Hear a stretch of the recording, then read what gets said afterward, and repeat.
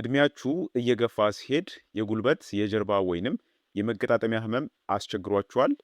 ደረጃ ለመውጣት ስትሞክሩ መገጣጠሚያዎቻችሁ የመንቋቋትና የመጮህ ድምፅስ ያሰማሉ? ብዙዎቻችን ለአጥንት ጥንካሬ ሲባል ወተት መጠጣትን እንደ ብቸኛ አማራጭ እንወስዳለን።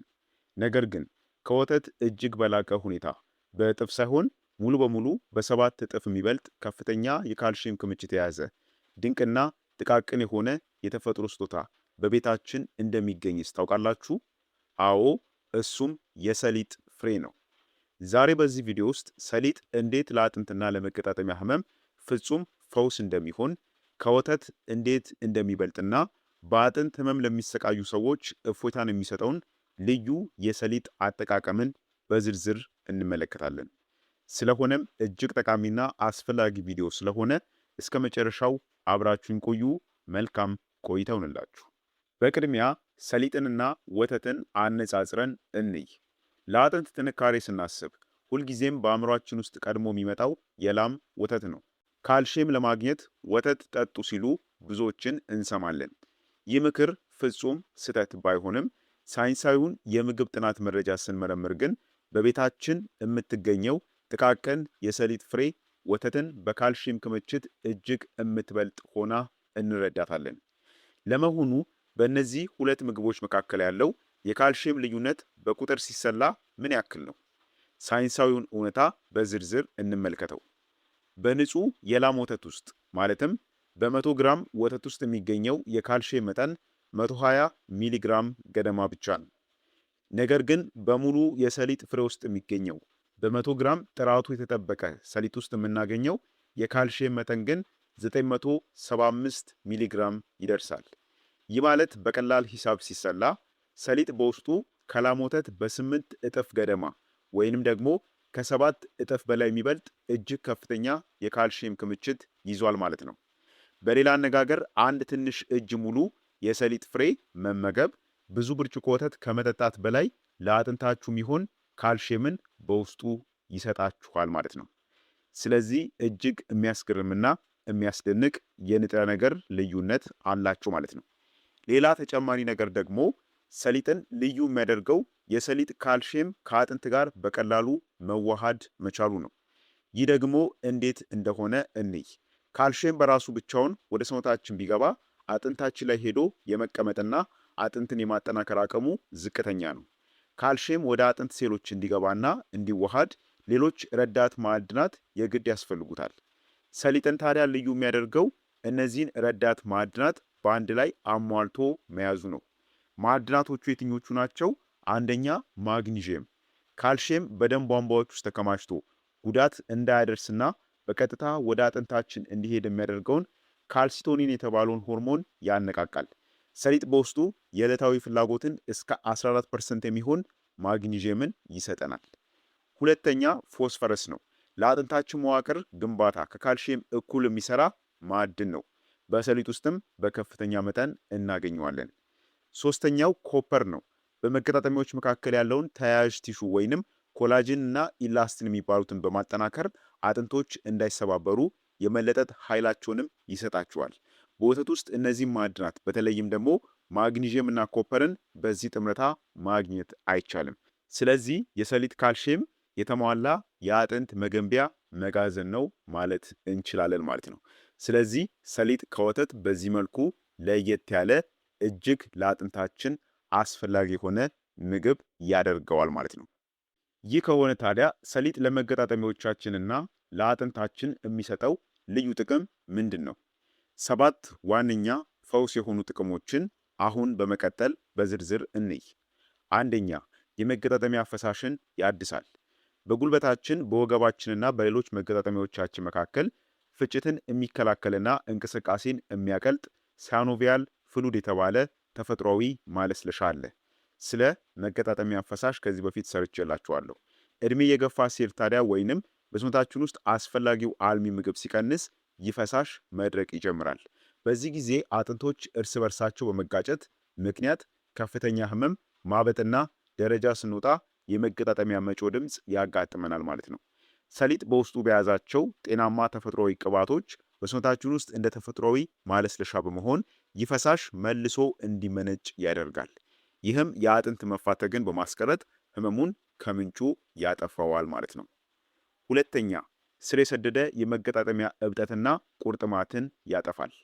የመገጣጠሚያ ህመም ዋነኛው መንስኤ በቁርጥማት ወይንም አርትራይተስ ምክንያት በመገጣጠሚያዎች አካባቢ የሚፈጠር ከባድ የውስጥ ኢንፍላሜሽን ወይንም ብግነት ነው። ሰሊጥ በውስጡ እጅግ ከፍተኛ መጠን ያለው የኮፐር ማዕድን ይዟል። ኮፐር እብጠትን በመከላከልና የህመም ስሜትን በመቀነስ ረገድ ወደር የሌለው ማዕድን ነው። ኮፐር በሰውነት ውስጥ ያሉ ጸረ እብጠት ኤንዛይሞችን ወይንም አንቲ ኢንፍላማቶሪ ኤንዛይሞችን በማነቃቃት በመገጣጠሚያዎች ላይ የሚከሰተውን እብጠት መቅላትና ጠዋት ጠዋትም የመገጣጠሚያ መገተር ወይንም መዛል ችግርን በአጭር ጊዜ ውስጥ ያስታግሳል ማለት ነው። ሶስተኛ፣ የአጥንት መሳሳትና መላላትን 100% ይከላከላል። እድሜያቸው ከ40 በላይ በሆኑ ሴቶችና ወንዶች ላይ አጥንትን ጠንካራ የሚያደርጉ ሆርሞኖችና ማዕድናት እየቀነሱ ስለሚሄዱ የአጥንት መሳሳት ችግር ወይንም ኦስትሮፕሮሲስ አደጋ በከፍተኛ ሁኔታ ይጨምራል። ሰሊጥ በውስጡ ካለው እጅግ ከፍተኛ የካልሽየም ክምችት በተጨማሪ ካልሽየሙ በአጥንታችን ውስጥ በሚገባ እንዲዋሃድና እንዲቀመጥ የሚያግዙትን ማግኒዥየም፣ ማንጋኒዝና ፎስፈረስን በአንድ ላይ ይዟል። ይህም ጥምረት አጥንትን እንደ ብረት ጠንካራና ጥቅጥቅ ያለ በማድረግ በቀላሉ የመሰበር ወይንም የመሰንጠቅ አደጋዎችን ሙሉ በሙሉ ይከላከላል ማለት ነው። አራተኛ፣ የመገጣጠሚያ ጅማቶችንና ተያያዥ ቲሾችን ያጠነክራል። መገጣጠሚያዎቻችን በአግባቡ ተለጥጠው እንዲንቀሳቀሱና ሳይደክሙ ክብደትን እንዲሸከሙ የሚያደርጉት በዙሪያቸው ያሉ ጅማቶች ወይንም ሊጋሜንት ናቸው። እነዚህ ጅማቶች ጥንካሬያቸውን እንዲጠብቁ ደግሞ ኮላጅን የተባለው የፕሮቲን መዋቅር ወሳኝ ነው። ሰሊጥ በውስጡ የያዘው የዚንክና የኮፐር ጥምረት በሰውነታችን ውስጥ የኮላጅን ምርትን በከፍተኛ ሁኔታ ያነቃቃል።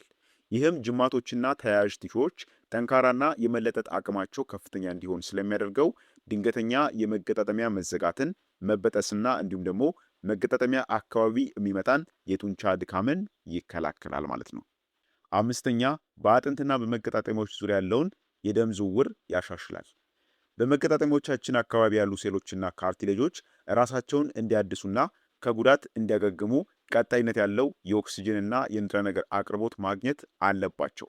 ሰሊጥ በውስጡ ባለው ከፍተኛ የአይረን ይዘት አማካኝነት አዳዲስ ቀይ የደም ሴሎችን ያመርታል። በውስጡ ያለው ማግኒዥየም ደግሞ የደም ቧንቧዎችን ጡንቻዎች በማዝናናት ደም በነፃነት እንዲፈስ ያደርጋል። ይህም ሂደት በአጥንትና በመገጣጠሚያዎች ዙሪያ ያለውን የደም ዝውውር በከፍተኛ ሁኔታ ስለሚጨምረው በህመም የተጎዱ የመገጣጠሚያ ክፍሎች በፍጥነት እንዲያገግሙና እፎይታ እንዲያገኙ ያደርጋል። ስድስተኛ፣ የመገጣጠሚያ ካርቲሌጅ መጎዳትንና መበላሸትን ይከላከላል።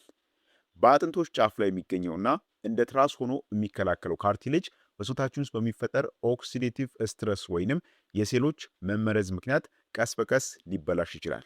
ይህም ሲሆን አጥንቶቹ በቀጥታ መጋጨት ይጀምራሉ። ሰሊጥ በውስጡ ሴሳሚን እና ሴሳሞሊን የተባሉ ልዩና ኃይለኛ የአንቲኦክሲደንት ውህዶችን ይዟል።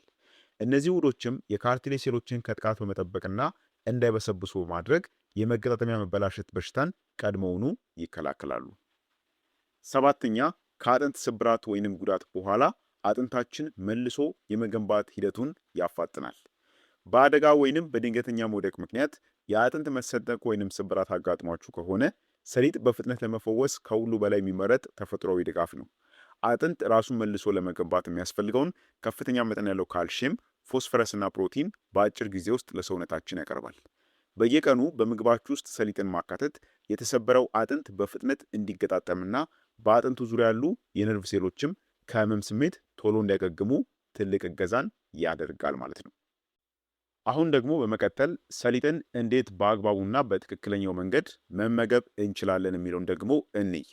በሰሊጥ ውስጥ ያለውን ከወተት በ7 እጥፍ የሚበልጠውን ካልሽየም እና ለመገጣጠሚያ እብጠት ፍጹም ፈውስ የሆነውን ኮፐርን 100% ወደ ደማችን ለማስገባት የአዘገጃጀት መንገዱ እጅግ ወሳኝ ነው። የሰሊጥን ጥንካሬ የተፈጥሮ ሽፋን ሰብረን ፈጣን እፎይታን ለማግኘት 3 ዋነኛ መንገዶችን መጠቀም ወይንም መተግበር እንችላለን። አንደኛ፣ ሰሊጥን ማታ ዘብዝፎ ማሳደር ወይንም በጥቂቱ ቆልቶ መመገብ ነው። ሰሊጥ በውስጡ ፋይቲክ አሲድ የተባለ ተፈጥሯዊ ንጥረ ነገር ይዟል። ይህም አሲድ በሰሊጥ ውስጥ ያሉትን ውድ ካልሽየም፣ ብረትና ማግኒዥየምን ጠፍንጎ በመያዝ ጨጓራችን እንዳይመጣቸው ያግዳቸዋል። ኒውትረንት ኢንሂቢተርስ ይባላል። ስለዚህ ሰሊጡን ከመጠቀማችሁ በፊት ማታ በንጹህ ውሃ ዘፍዝፋችሁ አሳድሩትና ጠዋት ውሃውን አፍስሳችሁ አድርቃችሁ መመገብ ነው። ወይም ደግሞ በጣም ዝቅተኛ ሙቀት ባለው ምጣድ ላይ ለሁለት ወይንም ለሶስት ደቂቃ ብቻ ቀለሙ ሳይጠቁር በጥቂቱ ቆልታችሁ መመገብ ነው። ይህ አሰራር ፋይቲክ አሲዱን ሙሉ በሙሉ ሰብሮ ማዕድናቱ ነፃ እንዲወጡ ያደርጋል። ሰውነታችሁም ከሰሊጥ አስፈላጊ ንጥረ ነገር እንዲያገኝ ይረዳዋል ማለት ነው። ሁለተኛ ደግሞ ሰሊጡን በሚገባ አለስልሶ መፍጨት ነው። የሰሊጥ ፍሬ እጅግ ጥቃቅንና ውጫዊ ሽፋኑ ጠንካራ በመሆኑ ጥሬውን ዝም ብለን ብንውጠው ጨጓራችን ሊያቀልጠው ወይንም ሊፈጨው አይችልም። ጥቅሙም ሳይወሰድ በቆሻሻ መልክ ይወገዳል። ስለዚህ የተዘጋጀውን ሰሊጥ በቅመም መፍጫ ማሽን በመጠቀም በሚገባ ደቆ እስኪለሰልስ ድረስ መፍጨት አለብን። በዚህ ጊዜ በውስጡ ያሉ ጠቃሚ ዘይቶችና ካልሽየም በቀላሉ ለማሟሟት ዝግጁ ይሆናሉ ማለት ነው። ሶስተኛው አጠቃቀማችን ደግሞ ሁለተኛውን የተከተለ ነው። ማለትም ለብ ባለ ውሃ ሰሊጥን በጥብጦ ጠዋት በባዶ ሆድ መጠጣት ነው። በጣም ውጤታማውና ፈጣኑ የሆነ የአጠቃቀም ዘዴ ይሄኛው ነው። አንድ ሾርባ ማንኪያ ማለትም 15 ግራም ገደማ የሚሆን የተፈጨውን ሰሊጥ በአንድ ብርጭቆ ለብ ባለ ውሃ ውስጥ ጨምሩት። ድብልቁ ሙሉ በሙሉ እስኪዋሃድ ድረስ በሚገባ ታማስሉታላችሁ። ይህንን ውህድ በየቀኑ ጠዋት ከእንቅልፋችሁ እንደተነሳችሁ በባዶ ሆድ መጠጣት ነው። ከጠጣችሁት በኋላም ንጥረ ነገሮቹ ወደ መገጣጠሚያዎቻችሁ በሚገባ እንዲሰራጩ ለማድረግ ለ30 ደቂቃ ያክል ቁርስ ወይም ደግሞ ምንም አይነት ምግብ ባትመገቡ ይመከራል ማለት ነው። ሌላው ደግሞ በስተመጨረሻ ሰሊጥን ስንጠቀም ልናውቃቸው የሚገቡ ወሳኝ ጥንቃቄዎች አሉ። እነሱን ደግሞ እነግራችኋለሁ። ሰሊጥንስ በምን ያክል መጠን መጠቀም አለብን የሚለውንም ማወቅ አለብን። ሰሊጥ ለአጥንታችንና ለመገጣጠሚያችን ጤና እጅግ አስደናቂ የተፈጥሮ ጋሻ ቢሆንም ልክ እንደ ማንኛውም ተፈጥሯዊ መፍትሄ ሁሉ በትክክለኛው መጠንና በጥንቃቄ መውሰድ አለብን። ትክክለኛው ዕለታዊ መጠን ምን ያክል ነው? በአጥንትና በመገጣጠሚያ ህመም ለሚሰቃዩ ሰው በየቀኑ የሚመከረው ትክክለኛው መጠን አንድ የሾርባ ማንኪያ ወይንም 15 ግራም ገደማ ብቻ ነው።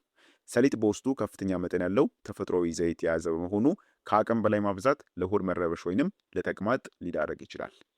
ሁለተኛ ደግሞ የኩላሊት ጠጠር ታሪክ ላለባቸው ሰዎች፣ ቀደም ሲል በኩላሊት ጠጠር ህመም ተጠቅተው ለሚያውቁ ወይም ደግሞ በአሁኑ ሰዓት በኩላሊት ጠጠር ለሚሰቃዩ ሰዎች ከፍተኛ ጥንቃቄ ያስፈልጋል። በሰሊጥ ውስጥ ያለው የኦክሳሌት ይዘት ከካልሽየም ጋር ተዋህዶ ጠጠር የመስራት እድል ስላለው እነዚህ ሰዎች ሰሊጥን ከመመገባቸው በፊት ሁልጊዜ በውሃ ውስጥ ዘፍዝፈው ኦክሳሌቱን በደንብ ማስወገዳቸውን ማረጋገጥ ይኖርባቸዋል። ካልሆነ ግን በብዛት መውሰድ የለባቸው። ሌላው በሶስተኛ ለነፍሰ ጡር እናቶች ነው። ነፍሰ ጡር እናቶች ሰሊጥን በአግባቡ መመገብ ለአጥንታቸው ጥንካሬ እጅግ ጠቃሚ ቢሆንም እርግዝናው ገና ባልጠነከረበት በመጀመሪያዎቹ 3 ወራት ውስጥ ሰሊጥን በብዛት አለመውሰድ ወይንም ሙሉ በሙሉ እንዲተዉ ይመከራል። ከአራተኛ ወር ጀምሮ ግን በቀን ከግማሽ እስከ 1 የሾርባ ማንኪያ በሚሆን የተዘፈዘፈ ወይንም በጥቂቱ የተቆላ ሰሊጥን በደህንነት መመገብ ይችላሉ ማለት ነው። ስለሆነም ውድ ተመልካቾቻችን በአጥንትና በመገጣጠሚያ ህመም እየተሰቃያችሁ ከሆነ ውድ ለሆኑ የካልሽየም ሰፕሊመንቶች ከመቸኮላችሁ ወይንም ተስፋ ከመቁረጣችሁ በፊት ይህንን ከወተት በ7 እጥፍ የሚበልጠውን የሰሊጥ ፍሬ ዛሬውኑ በተጠቀሰው መንገድ መጠቀም ጀምሩ። ይህንን ቀላል የተፈጨ ሰሊጥን በለብ ያለ ውሃ የመጠጣት ጠዋት ጠዋት ልምድ አድርጋችሁ በመውሰድ በአጭር ሰዓታት ውስጥ በመገጣጠሚያዎቻችሁ ለሚመጣውን አስደናቂ የመለስለስና የጥንካሬ ለውጥን በተግባር ተመልከቱት። ስለሆነም ለዛሬ የነበረን መረጃ ይህን ይመስል ነበር።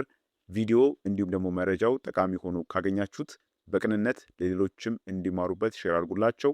ለዛሬ በዚህ ብቃን። በቀጣይ ደግሞ በሌላ አስተማሪ በሆነ የጤና ቪዲዮ የምንገናኝ ይሆናል። እስከዛው ጤናችሁ ይጠበቅ። ቸር ሰንብቱ።